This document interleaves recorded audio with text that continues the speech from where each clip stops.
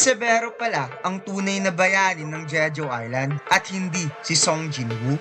Sa mundo ng solo leveling, si Song Jinwoo ang kinikilalang pinakamalakas na hunter. Ngunit sa madugong labanan sa Jeju Island, may isang nilalang na hindi inaasahang naging susi sa tagumpay at yun nga ay wala ng iba ang Ant King na si Bero. Dahil ang buong strategiya na itinaguyod ng Japan upang sirain ng Korean hunters ay tuluyang naglaho dahil kay Bero. Ngunit paano nga ba nagawa ni Bero na pigilan ng isang pandaigdigang pagtataksil at bakit siya ang tunay na bayani ng Jeju Island Raid? 4 na taon bago nagsimula ang pangunahing pangyayari sa solo leveling, isang gate ang lumitaw sa Jeju Island. Dahil hindi pa sapat ang lakas ng mga Korean strong hunters noong panahong yon, nabigo silang isara ang gate na kalaunan ay nauwi sa isang dungeon break. Dahil dito, libu-libong sibilyan ang namatay. Ang dating maunlad na isla ay naging isang abandonadong lugar at hindi na angkop sa paninirahan ng tao. Sa sumunod na 3 taon, 3 magkakasunod na search and destroy mission ang inilunsad ng gobyerno ng Korea upang bawiin ang isla. Ngunit lahat ng ito ay nauwi lang sa kabiguan. At ang pinakamasaklap ay nang masawi si Yunsok, isa sa pinakamahusay nilang strong hunters sa ikatlong pagsubok. Dahil dito, tuluyan ng isinuko ng gobyerno ng Korea ang kanilang planong muling pagsakop sa Jeju Island sa pag-asang kusa na lamang mamamatay ang mga halimaw sa kalaunan dahil sa kakulangan ng pagkain. Sa kasamaang palad, ang planong ito ay nagdulot ng mas malaking panganib. Sa halip na maglaho, unti-unting nag-evolve ang mga halimaw, natuto silang magpalakas at sa huli, nagkaroon ng kakayahang lumipad na nagbibigay sa kanila ng kakayahang tumawid sa malalayong distansya. Bilang tugon sa lumalalang banta, nagalok ng tulong ang Draw Sword Guild, ang pinakamalakas at pinakamalaking guild sa Japan upang makipagtulungan sa mga Korean hunters na muling linisin ang isla bago pa tuluyang matututunan ng lahat ng langgam na lumipad. Bumuo sila ng isang simple ngunit mabisang strategiya. Ang mga Japanese strong hunters ang magsisilbing pain upang ilabas ang mga halimaw, habang ang mga Korean strong hunters naman ang lihim na papasok sa pugad upang patayin ng rena. Sa ganitong paraan, nabuo ang Jeju Island Raid Party na binubuo ng 16 na strong hunters. Sa simula, maayos ang takbo ng raid. Madaling napatay ng mga Japanese hunters ang mga langgam at matagumpay namang napatay ng mga Korean hunters ang rena at ang kanyang mga tagapagbantay na hindi man lang nahihirapan. Ngunit biglang nagbago ang takbo ng laban nang lumitaw ang tunay na pinuno ng mga langgam, ang Ant King. Dahil sa estratehiya ng Japan na akitin ang mga ants papunta sa 4 na kampo, ang Ant King ay unang lumitaw sa kanila. Sa kanyang unang pagpapakita, walang kahirap-hirap na nilipol ng Ant King ang isang buong grupo ng Japanese strong hunters mula sa Draw Sword Guild. Ngunit sa kabila ng kanyang mabagsik na atake, iisa lang ang tunay niyang layunin, ang protektahan ng kanyang reyna. Nang tuluyang mapatay ng Korean Raid Party ang reyna, walang pag-aalinlangan na iniwan ng Ant King ang isa sa lugar ng mga Japanese hunters at agad bumalik sa pugad ng mga langgam. Ang Ant King ay pinanganak siya na may iisang misyon, ang ipagtanggol ang kanyang reyna gamit ang kanyang nakakapangilabot na lakas, at hanggang sa huli, hindi niya tinalikuran ng layuning nito sa buong Jeju Island arc. Kaya nang mawala ang reyna, ginawa niya ang tanging alam niyang gawin bilang Ant King, ang hanapin ang pinakamalakas na kalaban upang patunayan ng kanyang sarili na siya ang hari at pinakamalakas. Kaya naman, nang lipulin na sana ng Ant King ang mga Korean strong hunters, bigla niyang naramdaman ang malakas na mana sa labas ng lungga, bagay na pinaghihinalaan ni Baekhyunho na si Ryoji Goto ang gustong puntahan ng Ant King.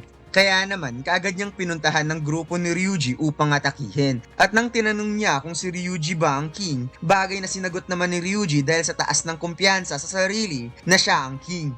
Ngunit ang kumpiyansa na ito ay nilamon lamang ng takot nang naramdaman ng napakatinding bloodlust na siyang naramdaman din niya nung nakaharap niya si Song Jinwoo, at maya-maya sa isang iglap binawian kaagad siya ng buhay. Sa hindi sinasadyang paraan ay dito parang natuldukan ni Bero ang lihim na plano ng mga Japanese strong hunter sa pangunguna ni Matsumoto Shigeo. Si Matsumoto ay isang tuso, makasarili at walang awang pinuno na ginamit ang Jeju Island Raid bilang isang paraan upang pahinain ng Korea para sa pansariling pakinabang ng Japan. Ang kanyang plano ay sirain hindi lamang ang mga halimaw sa isla kundi pati na rin ang mga Korean strong hunters upang iwanang mahina ang Korea laban sa mga susunod na banta. Nang magsimulang umatake ang mga ants sa timog ng baybayin ng Japan, ginamit ito ni Matsumoto bilang dahilan upang mag-alok ng tulong sa Korea. Sa harap ng publiko, inilahad niya ito bilang isang pagsisikap na muling bawiin ang isla, ngunit ang tunay niyang balak ay gamitin ng raid upang patayin ang mga pinakamalakas na hunter ng Korea. Paano nga ba pinlano ni Matsumoto? Una, ang mga Japanese strong hunters sa pangunguna ni Goto Ryoji ay magkukunwaring pain upang ilayo ang mga ants mula sa kanilang pugad.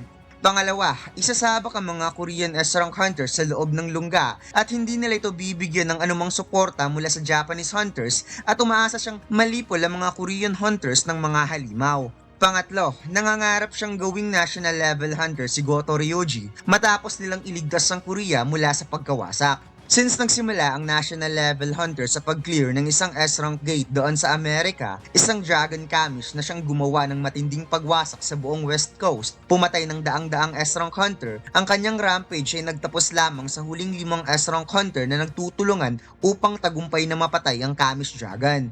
Ang 5 S-rank hunters ay nabigyan ng authority as equal to entire nation as a reward of the achievements. Mula noon, dito na isilang ang titulong national level hunter. Kaya naman umaasa si Matsumoto na matapos nilang malipol ang Korean S-rank hunter sa loob ng lungga ay dito na magsimulang gumawa ng hakbang ang mga Japanese S-rank hunter upang i-clear ang Jeju Island. At para magmimistulang bayani si Ryoji Goto dahil sa pagligtas niya sa bansang Korea sa napakalaking banta at upang bigyan si Ryoji Goto ng titulong national level hunter na nagmula sa bansang Japan. Ngunit tinapos ang pangarap na ito ng isang Ant King na kalaunan ay naging isa sa pinakamalakas na shadow soldier ni Song Jinwoo.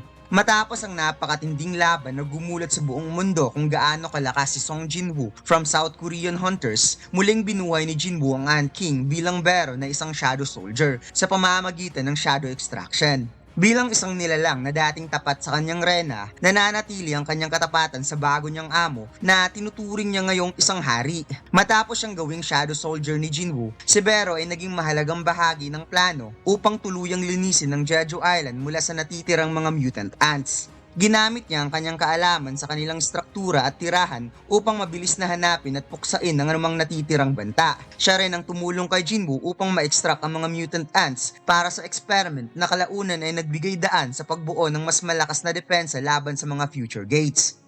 Sa huli, si Bero ay naging susi sa ganap na pagtatapos ng banta sa Jeju Island. Matapos siyang gawing shadow soldier ni Jinwoo, hindi lamang niya pinuksa ang mga natitirang mutant ants, kundi ginamit din niya ang kanyang kaalaman upang tiyakin na wala ng panganib na mananatili. Ngunit higit pa rito, hindi lang niya tinapos sa mga halimaw, natuldukan din niya ang madilim na plano ng Japan Hunters. Dahil sa kanyang aksyon sa laban, hindi nagtagumpay ang balak ni Matsumoto na sirain ang Korean S-rank hunters at gawing mas mahina ang Korea laban sa mga darating pang banta. Sa halip, ang pagamatay ni Goto Ryoji at ang kanyang kupunan ay nagdulot ng kahinaan sa Japan, habang ang Korea ay mas lalong naging matatag, lalo na't sumikat si Song Jinwoo sa buong mundo. Dahil dito, si Bero ay maituturing hindi lamang isang makapangyarihang shadow soldier, kundi isang bayani rin sa Jeju Island Raid Arc. At dito lang nagtatapos ang ating kwento mga lods. Huwag mo sanang kalimutang mag-like, comment at mag-subscribe sa ating YouTube channel. At mag-follow sa ating Facebook page. Salamat!